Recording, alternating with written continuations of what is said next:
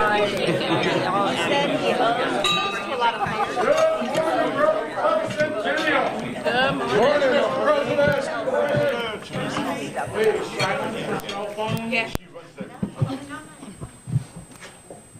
Berry, do you have an inspiration for us? I do. Oh, hello, hello. Kind of loud. It is good to recognize how different we are, our talents, our dreams, our backgrounds, our occupations. And it is good to know that when you created each of us, you broke the mold. No one is exactly like anyone else. Even our thumbprint and our voice tracks tell us how unique we are. Yet we thank you that we can take these differences and mobilize them for the good of Rotary and our community. In our differences, we can think the same thoughts and move together toward a common goal. Bless us as we meet together. Thank you for our individuality and also for our common bond. Amen. Cheryl Mayberry, will you lead us in the pledge?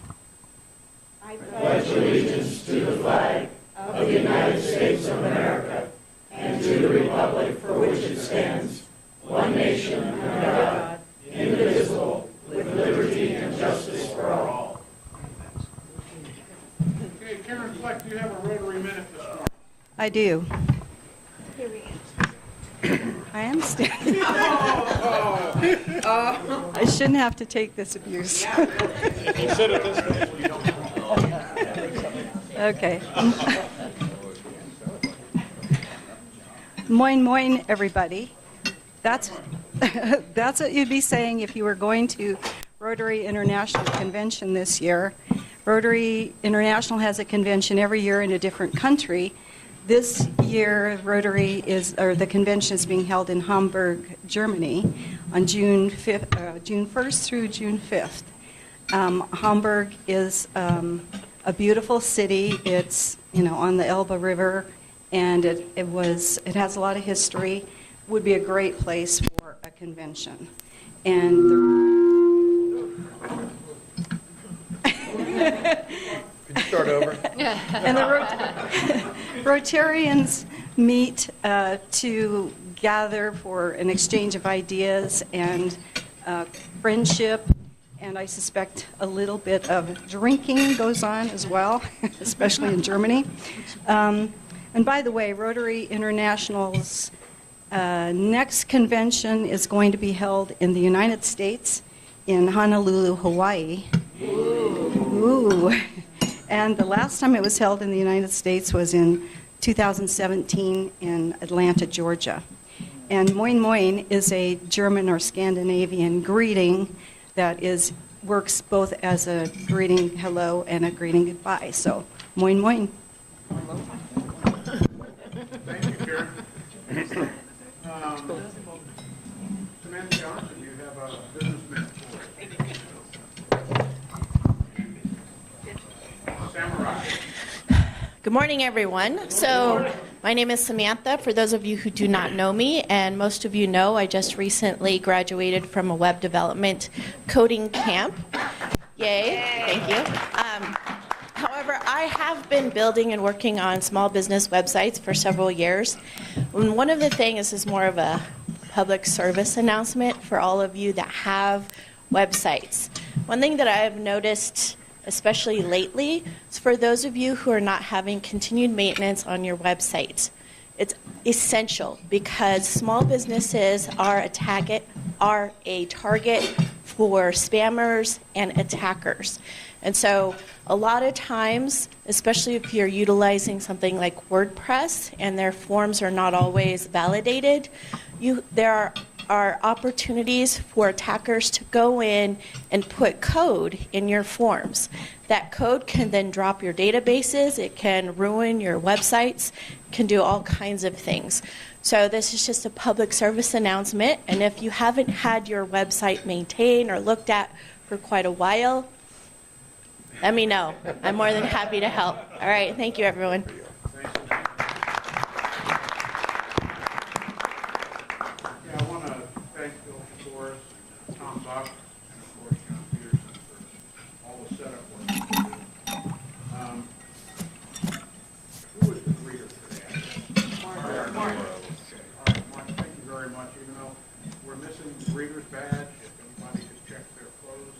Make sure they don't pay. Carol, that was the best pledge I've heard all week. Oh, thank you. Now, we have a bunch of guests today. I don't know why, only because the mayor's here. But if we could have, if you brought a guest starting at this back table, would you please stand up and introduce them to us? We didn't bring a guest. We have the student of the month, and that'll be introduced later. But we have Jeff O'Lean, who was with us in December, and he's back visiting us again today. Jeff. I was told we had student of the month today, so I have to. Oh, no. We have student of the month today. Okay. Yeah, you can't say that again. Back table back here? We have any guests back there? Tom up. How about the center table? Do we have any guests here? I do. Good morning. I am delighted to introduce three friends. John Dietrich, Senior Commissioner for the City of Centennial. Paula Hillman, Senior Commissioner for the City of Centennial. And Denise Drager, who's also from Iowa, which makes us instantaneous friends. Thank you.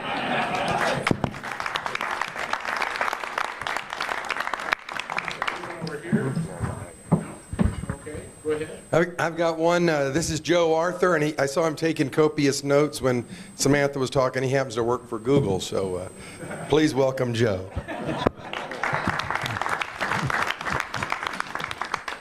Hello, this is Alan, and as you all know, we do the Christmas tree giveaway, and we use the container every year. And so Alan is a part of that. He's been helping us with that container. So Alan from All Colorado Semi-Trailers. Thank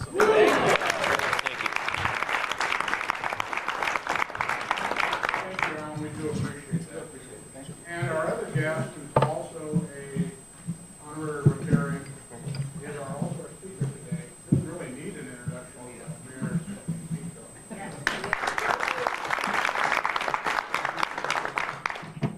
Okay, we only have birthdays today.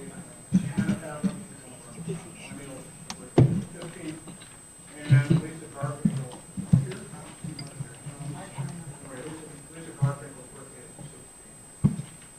No anniversaries, and we did the Rotary anniversary.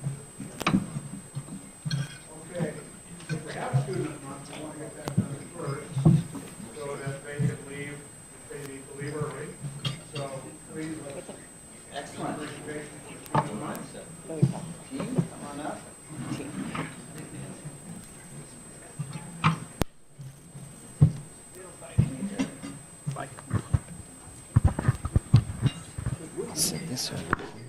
All right, good morning, folks. Oh, we're going to come around there. All right, last time that caused some noises. So many things to worry about. All right. Oh, Carmen. All right. Well, last time I did that, everything was like making whistles and everything like that. All right, well, thank you, everyone. We have our Student of the Month from Arapahoe High School today, and I would like to introduce, as always, Carmen, who will be doing the primary introduction, but this is Ryan Dehaney, a senior at Arapahoe, and with that, I'll let Carmen talk a little bit about, well, it was, last time I did too long. I heard about it. Okay. Get my thoughts together. Good morning. Good morning. So this is Ryan Dunahey. This time that she does fall in my alpha, so I'm really excited to kind of present her, I guess you can say, to you all this month. Ryan, she's just outstanding. I've known her for 2 years. We really, I felt, have gotten to know each other more this year, being senior year and having to do letters of recommendations. And sadly, we've had some tragedies happen at Arapahoe, and just, you know, helping her through those the best that I could, and just to be a support for her, and just kind of talking to her and getting to know her. She's just a fantastic young lady, very positive, even through all of the tragedy we had and other things that she's experienced through her high school life at such a young age, and things with friends.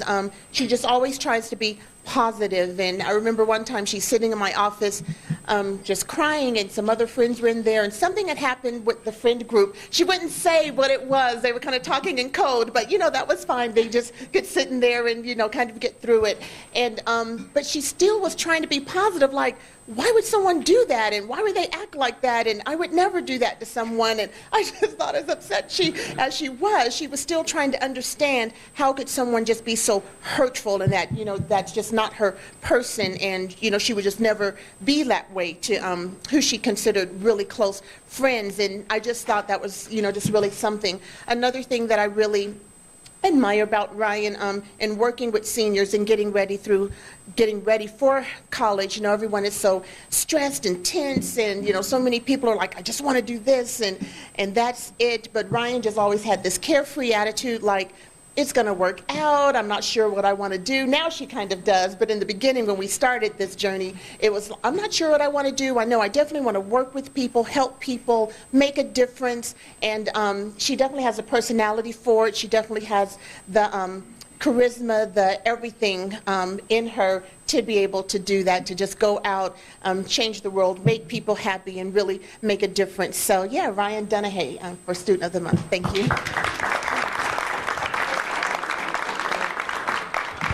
Mom, you want to come on? You want to hop in a photo up here too? Mom. Come on, Mom.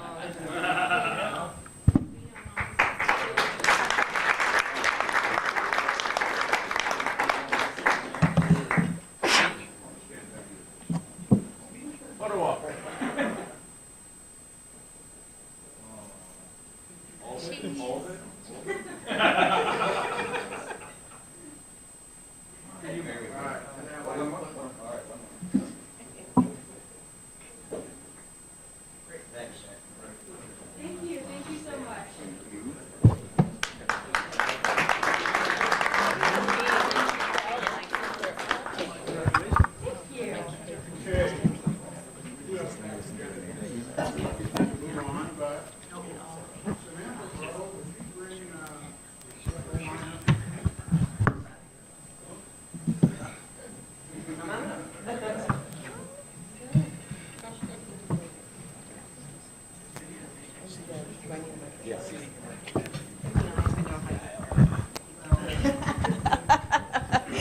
Good morning.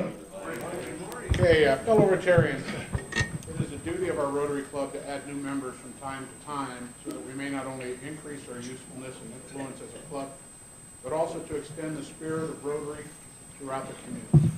Today I welcome to our ranks and admit to membership Jeff Oline. Rotarian Oline, you have been elected to membership in this club because your fellow members believe you to be worthy representative of your calling, and also to possess qualities that will permit you to exemplify the true spirit of Rotary in your public, business, social, and private life. I wish to impress upon you that you've been admitted not only to the Rotary Club Centennial, but also to a worldwide association, over 1,100,000 members, by the way. And by virtue of your membership in this club, you'll be welcomed into fellowship of any Rotary Club in the world. The honor and privilege of Rotary membership carries with it duties and obligations. You'll be expected to attend the club's meetings regularly, to perform your share of club service, and to place your knowledge and talents at the disposal of the club in its task of carrying the principles of Rotary into the daily life of the community. I ask all members to rise. Rotarian Jeff Oline, in the name of Rotary Club of Centennial, I now formally admit you to membership in this club, and we will affix your lapel pin.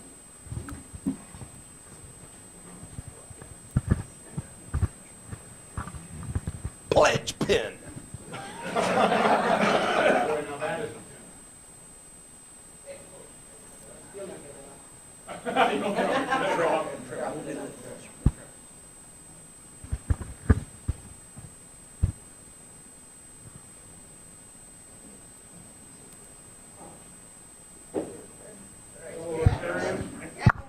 commend you, our newest member, the newest member in Rotary International, Rotarian Jeff Oline.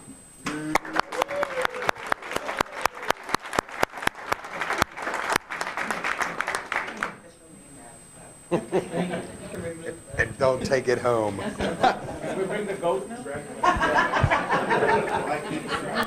All right. The goat.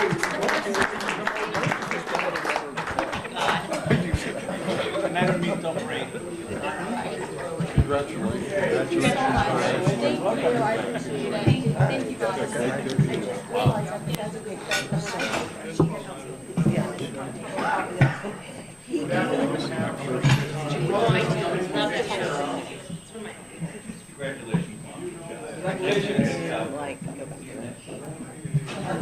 now, I call on John Wexler to talk a little bit about flower power.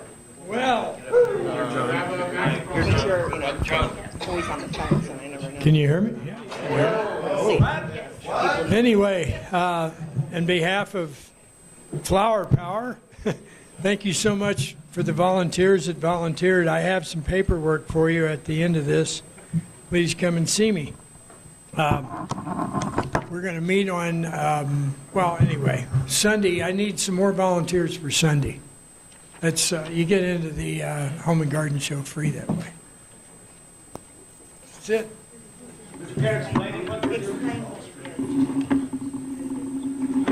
Yeah.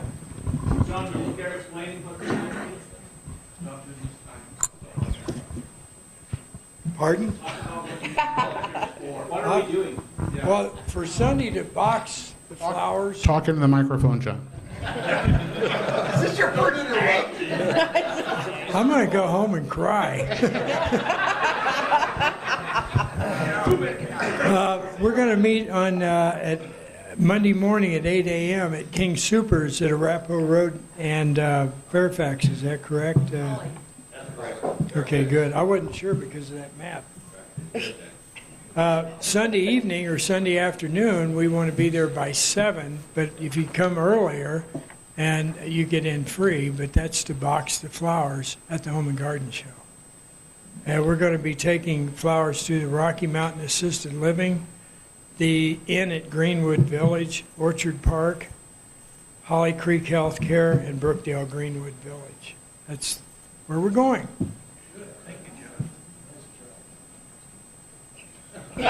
Thank you. Thanks, John.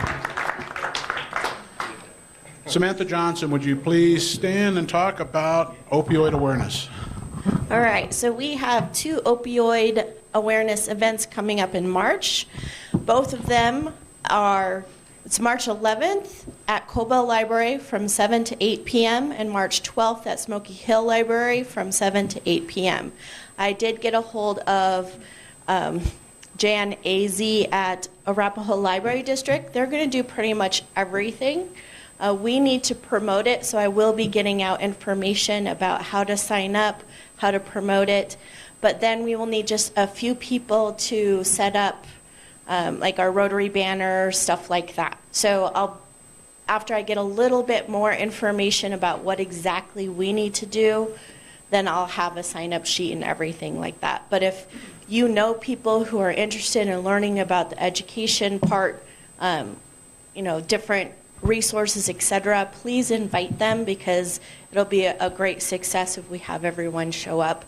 I also have contacted the Sheriff's Office to see if they will partner with us for a collection. I have not heard back from them, but I am trying to get a hold of them. I'll work with them. Yes, new Sheriff. Thanks, Samantha. All right, Barb, would you like to talk a little bit about cookbooks? So if you remember, usually every year we do a dinner, and the money that we raise at that dinner goes to help our exchange student on the bus trip. All the exchange students take a 2-week bus trip. At the end of their exchange, they go from here out to the West Coast, Disneyland, Grand Canyon, all the Four Corners, all the big places, before they leave and go back to their home country. So to help all of them, all of the exchange students in all the different clubs are selling cookbooks. The exchange students are going to bring recipes from their country, put it in the book. They're selling the book for $20. All the money goes to help their bus trip. I'll write one check from the club, so if you would like to sign up for a cookbook, I will put it on your invoice, and then you can pay for it in April. So everybody sign up. Thanks, Barb. This is in lieu of the dinner. Okay, Diane Zing. The floor is yours. Thank you so much. Okay. As many of you know, Integrated Family Community Services is a group that we have been intertwined with for many, many years. Every year they have their largest fundraiser event, which is called Nibbles and Sips. It's 300 to 400 people that go to this. They have silent auction, live auction. They have food, tons of food. Our wonderful Jay has participated in having food there. Drink. It's their biggest event, and we have always sponsored a table. But I'm going to be honest with you that it has been, we would sponsor a table, and then we would have very few people actually go. So the dilemma question I have is, I always sponsor a table just from Trilogy, and then we have one for Rotary. It's on February 22nd. It's a Saturday. I know emails have gone out a little bit, but my question is by whatever that Saturday is. There you go. How did you know that so quickly? Yeah, okay, that's awesome. We have learned what he's good at. Okay, he's good at dates. So by a raise of hands, how many people might be interested in actually going to this event? I will tell you it's quite fun. It's the, no. So it's the 23rd. That's not this Saturday. February. Yeah. So 2 weeks, week and a half. How many people might want to go? So that's 1, 2, 3, 4. It's a table of 10. It's at one of the big hotels. I can go if I can take someone. Yeah, that's the whole point. Okay. Yeah, absolutely. Okay, I just want to make sure that if you sign up to go that you will really be there. So if you'd like, I can send out an email, and then I will go ahead and connect with them and take care of the logistics of getting the table. The foundation and board will be mad at me for sending through a request rather urgently, but good. I just want to make sure we'll go. And guys, it is a great event. It's a lot of fun. A lot of Rotarians. Highlands Ranch Rotary is very, very active with this event. So it'll be a good time. Thanks for your time. Diane, get me that request this afternoon. I will do it today. Absolutely. Thanks, Diane. Travel gifts. And before you start, just so we have so many guests here, what happens is Rotarians travel throughout the year, and they typically will pick up a gift, and what we do is we save these gifts for our holiday party and raise money, once again, for the foundation. So that's the purpose of travel gifts. Tim, Yes. before we start travel gifts, I think there are a couple more announcements that we need to make to the club. Okay, if that's you okay. make it quick. Okay. Well, this one's important. And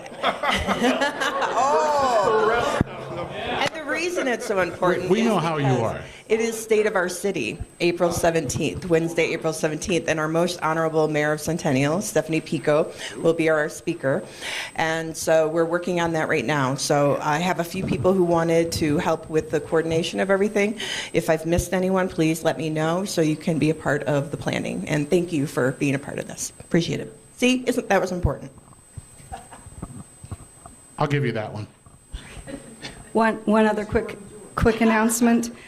So since Samantha has so many other duties on her plate at the moment, I have taken over the food drives that we do quarterly, and so I've established dates for those food drives, and the first one is coming up April 20th. If you go out onto the calendar, you will see that John has so kindly loaded those into the calendar, and you can start signing up via the calendar right now, and he did so and I did so, and it works beautifully. So here's the dates, though. April 20th, June 22nd, September 21st, and November 2nd. So April 20th. Yeah, it's at the King Supers on Parker Road in Arapahoe. Thank you. Thanks for taking that over for her. All right, Ann. I know you've been waiting. No, that's okay. I could come next week with this. We just spent 11 days touring Morocco. And Morocco was probably not something that we normally would do, but I saw it. It was affordable. And by the way, if you are talking to someone who speaks Arabic and you say the Sahara Desert, don't, because Sahara means desert. So you'd be doing it'd be desert. Even our 30-year experienced tour guide did it once, and we all chuckled. So what I have here, back to Sahara, the Sahara was once an ocean. I find that hard to believe, but it is, because the evidence of that is the fossils that you can find in the Sahara. And we were sort of mid-Morocco, and they have a company there that digs out these fossils and creates all kinds of interesting things. And this is a plate for chips and whatever you want. And Diana will have this. So that's from Morocco. Now, one other item before I sit down. One other item is that I'm about to put out the timing or the schedule for March. So you who are on my team for Meals on Wheels, look at your email by the end of the week and sign up. Thank you. Thanks, Ann. Is there any other travel gifts? Okay. With that, Ken Hope, would you like to take care of Happy Bucks?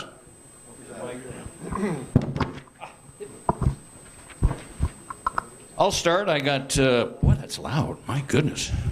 Happy dollar to all our guests and our new member, the newest member of Rotary International, Jeff. $1 for Stephanie Piko, our honorable mayor. And the third one is to acknowledge President Lincoln's birthday. Okay, let's pony him up here. And let's hurry up, because we want to give lots of time for the mayor. I got change for a $5 bill. All right, Randy. Here's for our newest member. Great to have you a member of the club. Glad to be here and welcome. Randy, no. Bruce, Brad, no money? Jeff, newest member of Rotary International. There's this kind of a pledge type of thing, so you have to become active. You have to, no dollars today, huh, Jeff? Good. Remember that. Okay. All right. Karen. I've got two ones to welcome Jeff to the club. Welcome. The second one is 5 days till Daytona 500, start of NASCAR, although it was kind of unofficially started this past weekend with the race called The Clash, and Jimmy Johnson finally broke his, he hasn't won for quite a while, and he finally won, crashing the leader out at the very end, but yeah. Yeah, crashed the whole field out, but so I'm really excited that it's Speed Week and Daytona 500's coming. Did he crash yesterday? Didn't he crash? Yeah, you didn't. Okay. Huh. Oh, okay. John, are you a happy dollar today? Karen. Boy, what a bunch of tight-fisted people. Phil, you just spent 3 weeks in New Zealand. Do you have any money left? Come on. Come on. All right, Mr. Buck. I can count on Miss America. Mine is for Mayor Piko. Thank you for coming to speak. You know, others could have done the same thing, but that's fine. I see how you are. Samantha, any money? No. Jeez. Patrick? Yeah, I got $1 for all the guests we have here.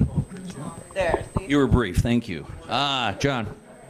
Just for fun. Okay. Just for fun. Annie? Tom? John? There we go. Just $1 for all you guys that have gone to the website, and you seems to be doing just fine. If anybody has any trouble getting on it, let me know. But so far, so good. Thank you. You going to bless us with any money today? No money? I should put some money for that. So as we were gathering this morning, I received a text from my sister that said, "At hotel in Paris." So I texted back, "At Rotary in Centennial." There we go. All right. All right, Cheryl. Yes, I want to welcome my guests, Denise, Paula, and John. Thank you for coming. Wow. You want change? Wow, thank you. $10 from that. Well, this is my to cover the next few weeks. Yeah. Pre-tax $10 bill. Yeah. So, welcome everybody, Mayor, and I'll see everybody in a couple months. Okay. All right. Doug, go ahead. I'm going on vacation. Going to work. There you go. I have $2, one for our guests. Thank you for attending today. We hope we will see you again. And one especially for our mayor. Thank you for gracing us with your presence today. I have one just to remind all of you to be sure and ask me this week sometime who won the K-State KU game this last week. Wow. I have 5. March Madness is coming up, and that is my jam. So, yay. Super excited to have our guests. Thank you, and congrats from joining us in our club. We'll have good times. And thanks to everybody who's running projects. I mean, it's a lot of hard work. And so when people stand up and ask for volunteers, don't avoid eye contact. I mean, make eye contact and make it happen. I actually have $3, so I'm going to need an IOU, because now that we talked about March Madness, of course, go Blue Devils. Maryland. The first buck is for our guests. Thank you for being with us. Mayor, thank you for being with us today. And the second buck is for our newest member. Somebody told me when I joined that Rotary is like a bed. You have to get all in or you're going to fall out. So you better get all in.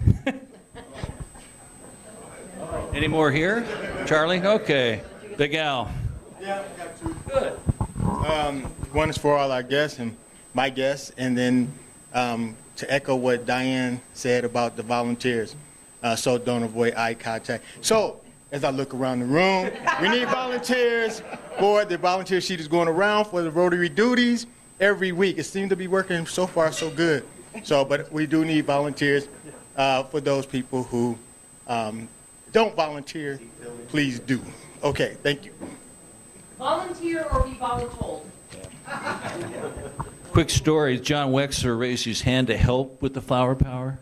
He didn't realize that he was in charge. So make sure when you volunteer, you know what you're volunteering for. Thanks, John. John. Just $1 for our guests. Thank you, everyone, for being here. And then kind of just squeezing off of 25 cents on that dollar for Superstorm Nadia. I think it's Winter Storm Nadia is coming. And it's going to be a real doozy. And it's also my wife's name, so I'm having a lot of fun with that one. Jessica, no money today? We haven't seen you in a couple weeks. Gilder in.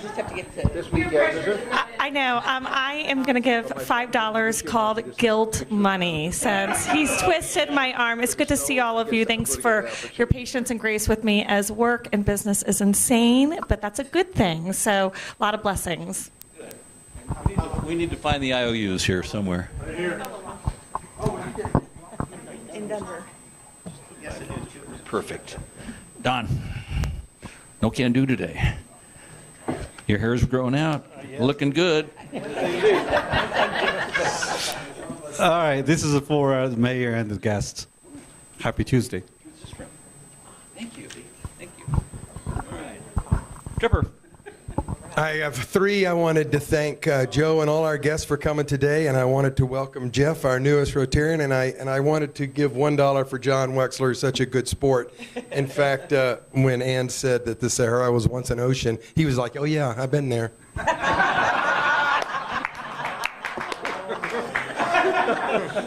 Good morning, and thank you for all of the kind wishes. My dollar is to check one thing off of my list I wanted to mention while I speak, is to thank you all for the invitation to the Christmas party. My husband and I had a great time. It was a lot of fun, and I appreciate you thinking of us, so thank you. You got your own mic. I'd like to give $1 for Jeff Oline, our newest member. Thanks, Jeff. All of our guests, and of course, Mayor Piko. You know, the city's a better place with you in it. And with that, I would like to have Cheryl introduce our illustrious speaker. Thank you. I'm so grateful everyone is here to hear Mayor Piko today. She has been living in Centennial since 2001, and she got very involved in the city of Centennial since 2007. She's a member of the Centennial's Open Space Advisory Board, Planning and Zoning Commission, and City Council. She brings a broad background to her role as Centennial's third mayor. And as mayor, she's involved with many state, regional, and local committees and boards such as the National League of Cities, Denver South Economic Development Partnership, Transportation Management Association, and Centennial's Fiber Works Committee. She's also chair of the Cherry Creek Basin Water Quality Authority. I don't know where they come up with all these long names. And Centennial Audit and Budget Committee, and many others. By the way, this is a part-time job. I didn't know if you may not know this, because she also substitute teaches at Fox Hollow Elementary School. And she's been doing quite a bit of that. She's married to her husband, Jim. She has 2 sons, Austin and Connor, who have both graduated from the Cherry Creek School District. And she has taught technology in the school district for 10 years. And in her free time, she enjoys free time, yeah. As I mentioned, she enjoys being a substitute teacher and skiing. Have you done any of that this year? Oh, okay. And hiking in the mountains. Thank you for being our guest speaker today.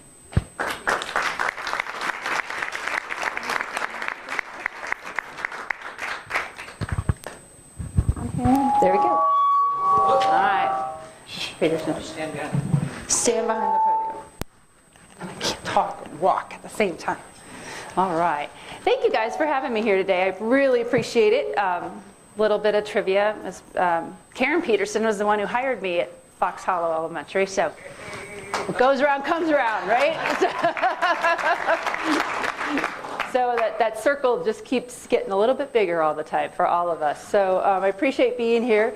Again, thank you for the invitation, and thank you again for inviting us to the Christmas party. That was a great event. A couple of things I just want to highlight for you guys. I mean, a lot of you know what's going on and out there. You're out there and participating. So since you guys are such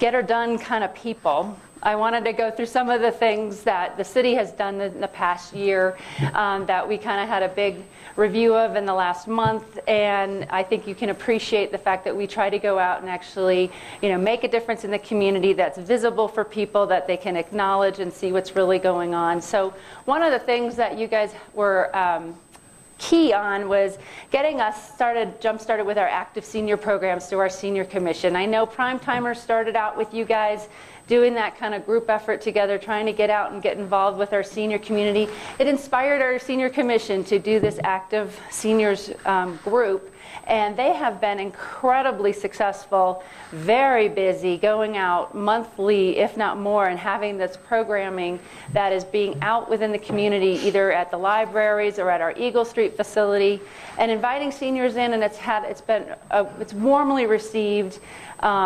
As I'm seeing the nods from the senior commissioners, so it's good for them. But they had last month. I think it was Lincoln was last month. This month is the veterinarian. Kevin Fitzgerald is coming at the end of this month. Next month, we're having an Irish celebration. There's all kinds of things going on. It's a great group of people, so please encourage other residents of the Centennial to get involved in it, to take a look at what's going on. It's great programming. It's very diverse. It goes from everywhere from learning experiences to actively participating and celebrating. So please come out and join us at any of those events and check them out and spread the word on those. Last night we had a big meeting that had really talked about a lot of infrastructure and roads, and so I wanted to kind of touch on that. We had one, because it's really fresh in my head because we just did it last night, but two, I know it's something that everybody's thinking about right now because of it's winter. So when we have winter, we always get the calls about snow plowing and what our roads are doing and our road conditions, and so we actually enlisted a company a number of years ago, and this is the third time they've gone through our system, and every 3 years they take a car and they drive the entire city, every single roadway in the city, and they use all kinds of sensor technology and cameras to actually evaluate our road conditions. And when we first did it, this was the third time, so 9 years ago when we first did it. Our roads were in like very poor condition. They had been somewhat neglected by the county. There's definitely a funding mechanism to it to make sure that they keep up. And the city at that point was only spending about $2.5 to $3 million on road improvements every year. So with that first survey that we did, we ended up as a council deciding to up that investment into our infrastructure to the tune of about $6 million a year. And with that, the goal was we wanted to see our roads in good and very good condition. I'm happy to say that our roads came back this year as in good and very good condition, with only 1.6% of them poor. And a road is actually the life of a road. It was always kind of declining, but we try to keep them up by that bigger investment in infrastructure. And what it does is it saves money in the long run, because you're not having to go back and wait for a road to totally fail and go into collapse. You end up actually being able to save a road, prolong its life, and keep it going in that good, very good condition for much longer. So it's a much better use of tax dollars. It saves that. It allows us to put money where infrastructure is really needed when it does come time to have to do a reconstruct on a road, but be able to maintain that system and have a better experience for our residents too as they're driving. And in addition to when we do have to go do a road, so when we do a mill and overlay, which is when we take off the top layer and we put another layer on, it's not a rebuild, but it's just the top layer, we are required to upgrade all concrete that has any kind of default in it or defect in it, and we also have to make all of our ramps ADA compliant. So that's when you go around the city and you see new ramps that come in with those little kind of rubber bubbles on them on the corners. That's a ramp that's been brought up to current ADA standards, and so that's a requirement as we go through and do these improvements. And scary part of that is that we end up spending just as much on the concrete as we're spending on the asphalt that's used to do the road. So the cost of actually repaving the top layer of a road is just as expensive as redoing even portions of the concrete. The budgets are almost equal when you're going into those kind of construction projects. So that is something we take into consideration too, that we have to not only take care of the roads, but we have to maintain the sidewalks and go through a lot of that infrastructure as well. So we also had an opportunity to talk about snow plowing last night. And so I will say that, the snow plowing is as much an art form as it is a science. When the meteorologists all are allowed to get the weather forecast wrong, and yet it falls onto the burden of our public works guys to have to go out there and make those adjustments on the fly during rush hour in order to compensate for a slight miscalculation from the National Weather Service.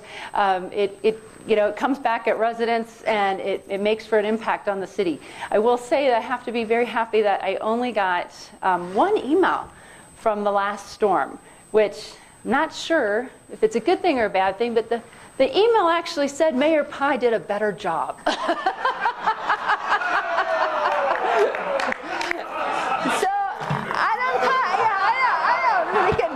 I'm like, they didn't have email back then. That's the only reason why he didn't know about it. So I know. So it is. It's always a challenge for us, and it's a challenge to educate citizens on the fact that once you drive on snow, it's really hard to get snow off the ground. You guys know, everyone knows that when they drive out of their driveway, right? You can't go back and shovel it, but somehow the physics doesn't seem to apply to roads. They expect it to apply differently when it's on pavement and that type of thing. I also did ask the question last night, how fast does a snowplow need to be going to actually move snow? And it's at least 18 miles an hour. So for that, you can just see why during rush hour traffic, there's absolutely no way that a snowplow can be impactful once there's other cars on the road getting in the way. So there's a lot of that art form to it. A lot of it is the science that we're using for technology as well. We have road sensors out there now that are telling us what pavement temperatures are, which tells the guys what kind of materials they should be putting down, whether they should be putting down de-ice, when it's going to work, how long it's going to work. So when I get an email from Public Works that they're out and have deployed, they tell you what pavement temperature is, what the threshold is for melt, what they expect it to do on the roads when it's landing. So if the snow's falling and the pavement temperatures are high, that's when you're going to get that great amount of melt first off, but then that turns into ice as soon as the temperature drops, and you can get flash freeze events if there's wind currents and all that kind of stuff. So it is very complicated. The guys are out there doing their best. And about, I guess 4 years ago, we invested in 5 additional snowplows, which puts our fleet up to 20. And so 20 snowplows allows us to, we have what we call priority 1 streets, which are like Arapahoe Road and our bigger roadways, Dry Creek, and those types of things. And then we have priority 2s, which are really those neighborhood-ish type roads that are really the ones that collector streets. So everyone kind of goes in on to get out to those priority 1s. So what it allows us to do, which we weren't doing before, I won't say when you were there because you weren't there. We weren't doing before is we couldn't simultaneously plow P1s and P2s at the same time. So we would have to go out and hit those priority 1 streets first, make sure they're clear, and then go back to those priority 2s, which, as I mentioned, once people drive on them, it makes it that much harder to get the snow off of them. Now that we have 20 plows, where we have a fleet that we can go out in tandem on the priority 1s and have 2 plows out at the same time on each pass. And then we have an extra set of plows that are out doing the priority 2 streets throughout the neighborhoods. And that's really helped us be able to get through the system a lot faster. We do residential street plowing if it's forecasted to be over 6 inches of snow in an area. So we have 10 trucks on call for that purpose, and they can get, those 10 trucks can get through the entire system in about 7 hours. If it's there. So one of the reasons we can do that is we have the technology that's GPS utilized. So they use optimization technology that actually goes through and tells what the most efficient route is for a truck. And every truck is tracked. You can go on our website and you can look and see where all the snowplows are during any given storm event, and you can see when it's going to be coming down your road and where it's going to be at. So that technology has really helped us be, one, more accountable for what we know we're doing. We know what the trucks are doing when they're on the road. We know what materials are being put down, where they're at exactly. And it also helps us be accountable to the citizens in the sense that they'll know, we can say, well, no truck's been down my road this month or this week, and you can say, yes, this is how many times they've actually been there. So there's a lot more coming with that too, as well as we go on to my next topic is kind of the transportation management structures that I kind of touched on, I think, last year. But as we finished our fiber optic FiberWorks network that we finished this year. It was finished, all put and spliced together in December. So we had a very nice grand opening for that. And we are very excited that we have Ting is out doing some neighborhoods in the city, bringing fiber to the home in those communities. And that's an option for people. We also have had several private people come onto our network that are using our system for either redundancy and that they need in their own backup in their corporate world, or for their own personal connections into the internet. And Cherry Creek School District has a contract with us where we've added on 2 of their new facilities into the network for them. It was easier for them to tap into that and bring that on instead of having to go in and lay additional fiber for them. So it's been a great experience for us having this finished. But what it really does for the city is allow us to implement our transportation management system. So we have, now that it's up, you've probably seen some cameras going up around the city. We're about halfway done with the install on it, but now we can actually start connecting them. So as the cameras go in this year, you'll see they'll be connected into our network. We have a traffic operations center that is at Eagle Street facility. All those camera feeds will be coming in off of our fiber optic network and being able to allow us, especially even during snow events when we have trouble spots, when we have accidents, they'll be able to monitor that and send out the right equipment at the right time. So we're hoping that we can communicate better with the fire department, with the police department. If there's an accident or anything that we see on the cameras, that we can tell them what kind of equipment they need to send, how many tow trucks need to be there. That type of thing will help with some of that efficiency. And also just managing the flow of traffic is really the ultimate goal, is being able to have these cameras there. They do not record. It is just live feed. There's no video recording, so you don't have to worry about that. And we're not going to help you with your accident that you have and saying that there's evidence that somebody hit you. It doesn't work that way. But we can tell how many cars are in the queue to turn left on a certain road. And we can make adjustments in those traffic signals to say, okay, let's get these people fed through this system and adjust every light coming up to it so it slows everyone down just a little bit so that the timing on all those lights flow better. And that's really the ultimate goal that we're looking for, is getting more throughput through our system.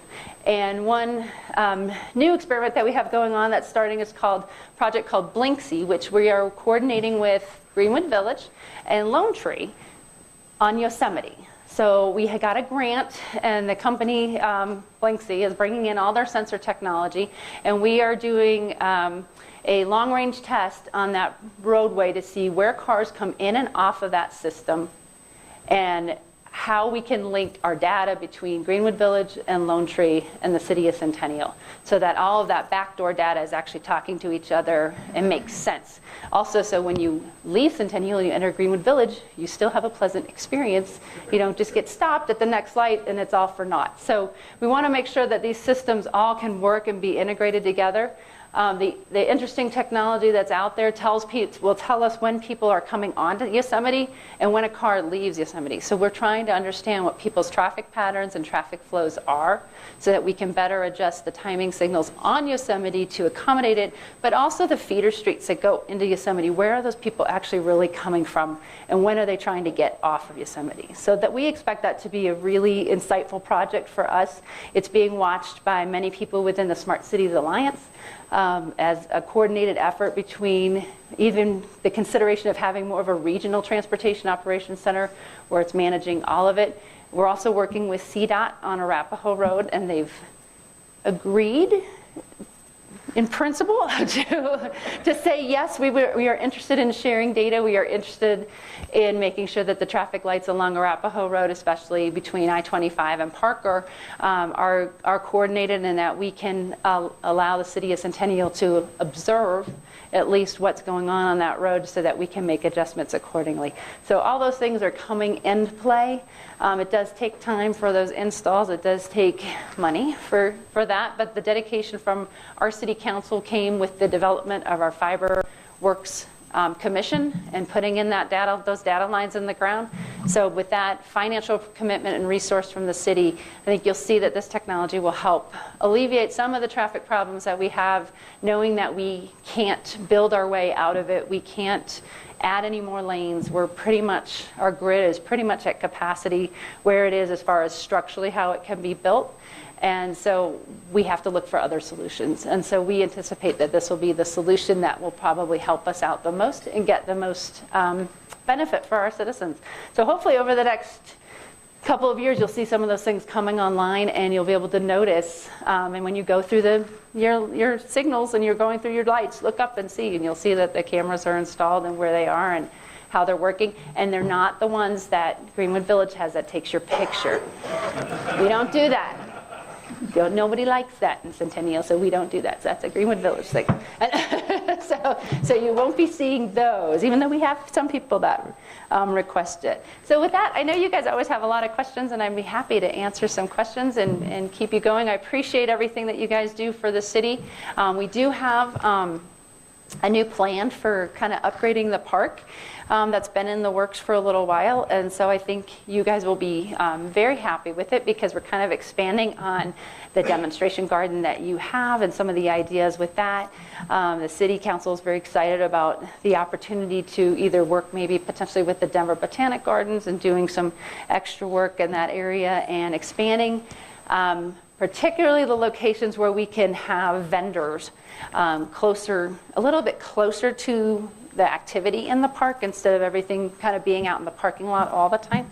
Trying to build an area that's a little bit more on the other side of the building that we will actually have a great deal of electricity at, so that people don't have to necessarily run generators and that type of things at our events in order to keep those food trucks going and keep all of our people happy. So we appreciate the fact that you guys do all that for us. And I look forward to the State of the City. I had a big meeting yesterday on it. We did a great outline for the presentation. It's pretty exciting, I think, this year, and I'm hoping that you guys will enjoy it. So with that, I'll take any questions that you guys have. And I don't even know how much time we have, so We have about 10 minutes for questions. Okay, very good. Tell me about the population growth in the past 2 years and where you anticipate it going in the next 2. Okay, so not much. Actually, the city of Centennial hasn't even, I think in the last 10 years, the population has only grown by 2% in the city in about 10 years. Did have a meeting a couple of weeks ago with the U.S. Census Commission, and they're out encouraging people to try to get involved with the census process and trying to ask cities to help get people to participate in it. It is in March of 2020. April 1st is actually the census day, but they're doing it all online this time. So they're very nervous, I'll say. They're afraid that people are not going to participate in the census because they're going to be nervous about data security in having to do everything online. They're also not spending nearly as much money as they were spending in 2010. So in 2010, it was part of the stimulus package, and they had a lot of money to spend on the census, and they gave away T-shirts and ribbons and all kinds of swag and stuff to get people all excited, and they had logos and they had campaigning and all that kind of stuff, and they don't have any of the resources for that this time around. They're also not going to spend as much time on the back end. What they would do before was they would spend, I believe they told me in 2010 they went to a house 5 times to try to get a survey. Manually, go walk in the streets, and they had all those people out going 5 times to try to get it. This time, after they do the online portion for the last 2 weeks of March, they're only going to do 3 times for the people who haven't filled out a survey online. So are they going to use people's emails? No. They're actually hoping that people will just on their own go to their website and fill it out. So that's why they're desperately looking at us to say why don't you come out and do the survey and promote it to people. And there's not the state, from my understanding, the state does not keep continuing to use census data to rank Centennial as the 9th largest city in the state of Colorado. It uses other data to make those types of analysis. DRCOG uses different data for transportation. People don't necessarily rely on the census data for it. However, the census data does determine redistricting. And that is the most important reason for people in Centennial to be a part of it, because we need to show that we have adequate representation at whatever level, state or federal level, in this area, reflective of the number of people that actually live here. And so I would encourage people to do the census for that reason alone.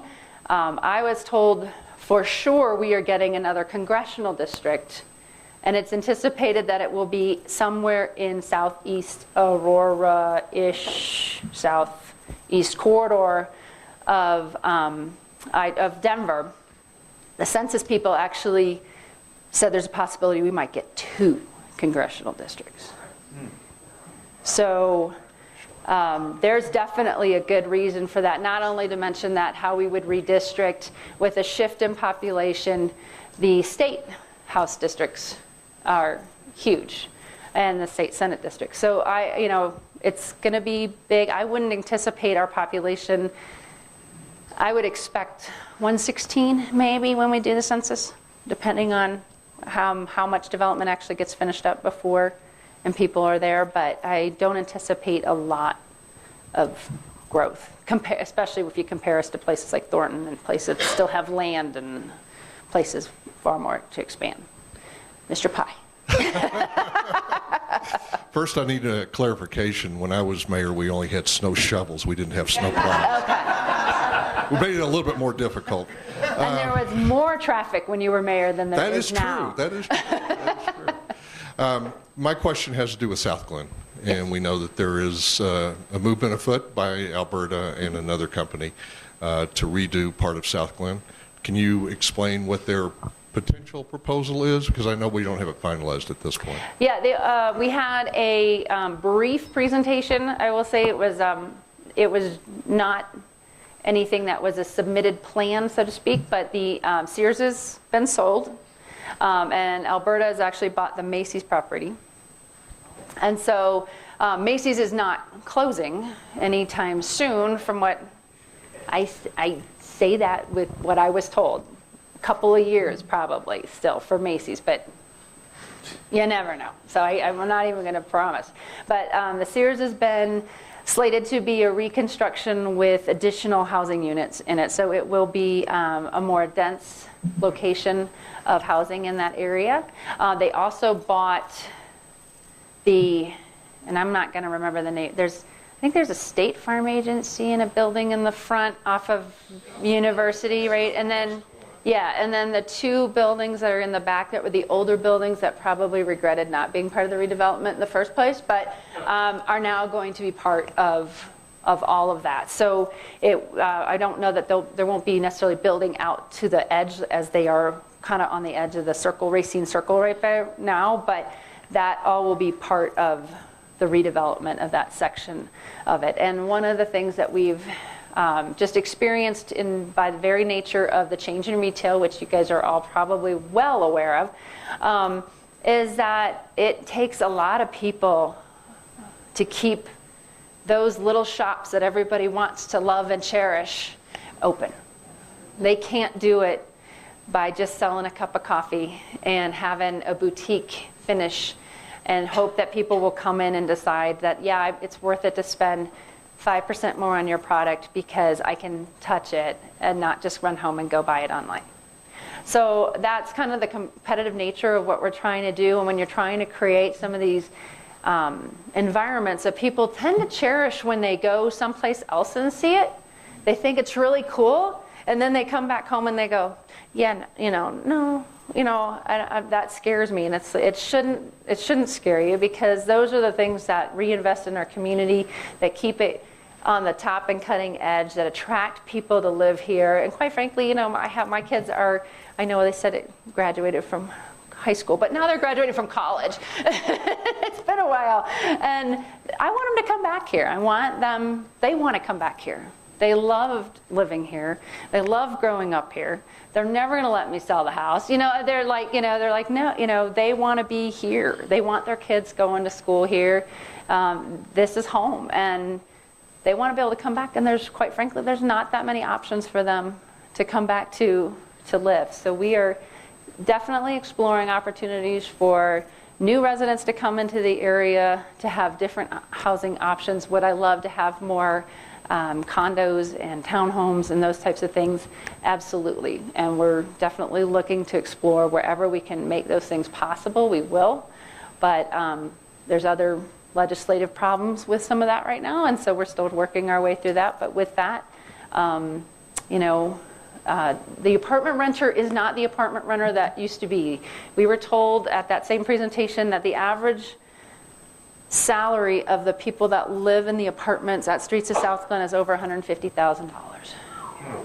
So, I mean, it's a different, people are choosing to live in apartments because they want the no hassle, right? They want the ease. They want to be able to be flexible, and they're doing it at a later age. The average age is like 55 years old at Streets of South Glen. This is not your typical development of what people have that stereotype of what happens with apartments. So, and it's good. We have a very strong revenue generation system that comes with commercial tax base, and not only is that for sales tax, but it's also for property taxes for our school districts. And our school districts are everything to us in this area. Littleton Public Schools and Cherry Creek School Districts are the reason why people are here and stay. So investing back into those infrastructures and systems for us is very important for our community. Yeah? Could you give us an update on what's going on with the Arapahoe corridor? If there is an update, there was an issue with culverts that apparently was resolved, and then there was that dealership that wanted to come. I don't know if they're coming or not. Yep. So what's going on with the Arapahoe Road? So there actually is no change at this point in time. The The council reversed its decision on opening up the corridor to conditional uses. And so with that, the dealership left. They're not interested in being on Arapahoe Road anymore. That property is up for sale. But to let you know, the design standards and the construction standards that were passed, what year is it? What was passed in 2018? No, 2017. We passed the design and construction standards, and so the look and feel of Arapahoe Road will continue to be brought towards the front of Arapahoe Road, closer to the sidewalk, parking going in the rear. All of those same stipulations and requirements are in place, higher end quality materials. So we're hoping that with any new development or redevelopment along Arapahoe Road, it kind of turns the corridor into more of a better looking type of corridor that has more functionality for people to be mobile on pedestrian access as well. So a lot of the places that are along Arapahoe Road, if you notice, there's no sidewalk. The county didn't require it. Wasn't part of their development standards when Arapahoe Road was built. It is part of ours now, and we are looking at programming that we can do to help fill those sidewalks in on that private property in places where we need to have connectivity to get to bus stops and to different shopping centers. But that's a big piece of it. Sure. I have a comment, then I have a question. The comment is, I own a business here in Centennial, and I interact with multiple municipalities on a weekly basis through their bureaucracies, and I'm really happy that I'm in Centennial. Just got to tell you that. Now, the other thing is, being a business member in Centennial, the last election kind of has me concerned about our law enforcement situation. Has there been any discussion about that, if you can talk about it?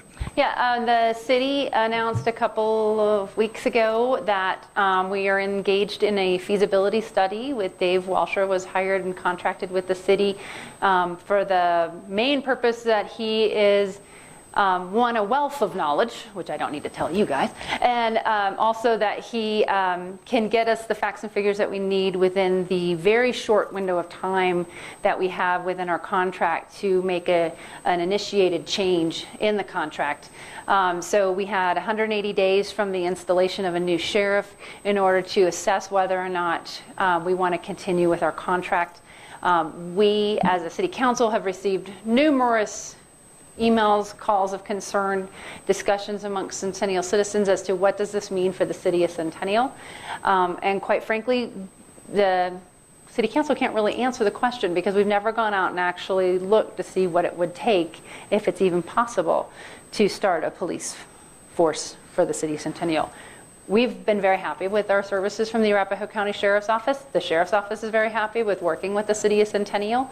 But we know that this is an opportunity for us to go and figure this out and have it be done as part of information to provide to our citizens to answer their questions. So that feasibility study is underway. We expect a report from Mr. Walsher beginning of March to the city staff and management, and at which time they will kind of do some back and forth and figure out what's the best way to present that out to city council, probably in April. So we'll have an idea in April or not what the numbers look like for that. And one thing I know that we have the capability of is because we think outside the box and we do things a little differently, I think we can come up with some very innovative solutions. We don't have the legacy systems that are in place in a lot of other municipalities where you've got debt or reasons of things that really cause you to have a drag on being able to take initiatives and move forward. So I think there's opportunity for us, but we will have to definitely look at the numbers and be accountable to our citizens to let them know whether we can or cannot do something. It needs to have that backing behind it, and that's what we're looking for right now. Okay, we have time for one more quick question. She was first. Mine's less of a question and more of a plug for Centennial 101. Oh, great. City of Centennial does this great program in the fall. It's 7 weeks, Thursdays, I believe it was. Thursday nights? 5:30 to 9, and every week they would go over a different area within the city government. So you really got to understand how everything works. And when you were talking about the snowplows, Jacobs Engineering, who has the contract for that, showed us the GPS, showed us how basically if they can plug in the routes and do everything, and if you have your driver's license to be able to drive the truck, they can basically plug anyone in there. And really amazing. City of Centennial is really great. Thank you, Mayor Pye, for all you did to start it at the beginning.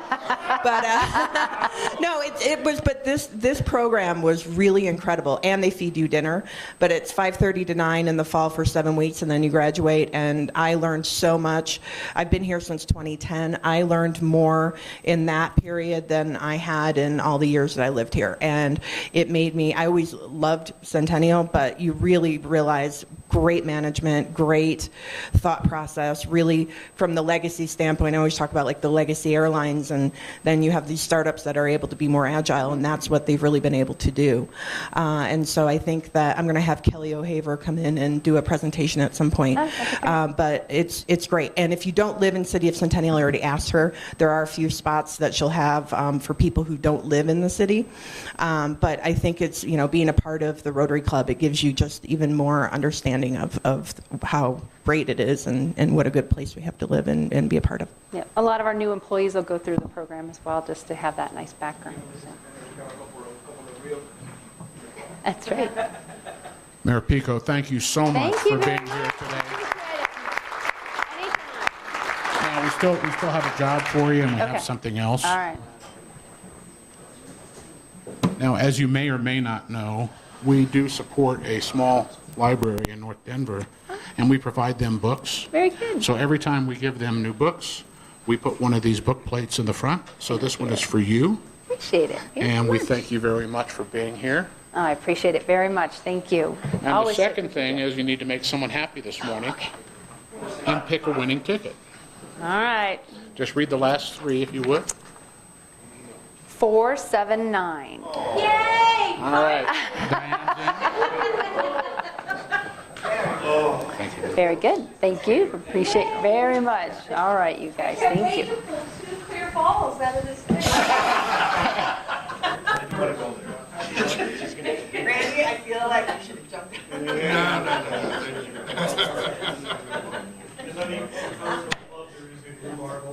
Reserve it for me, Randy. I see how that is. So in case you were disappointed today, bring your wallets. What are the stats? Marbles, not balls. What's the pot up to? Over 6? Over $600.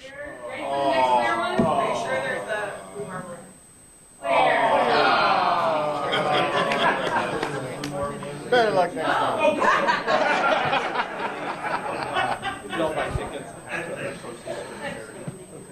Okay, just a couple of reminders.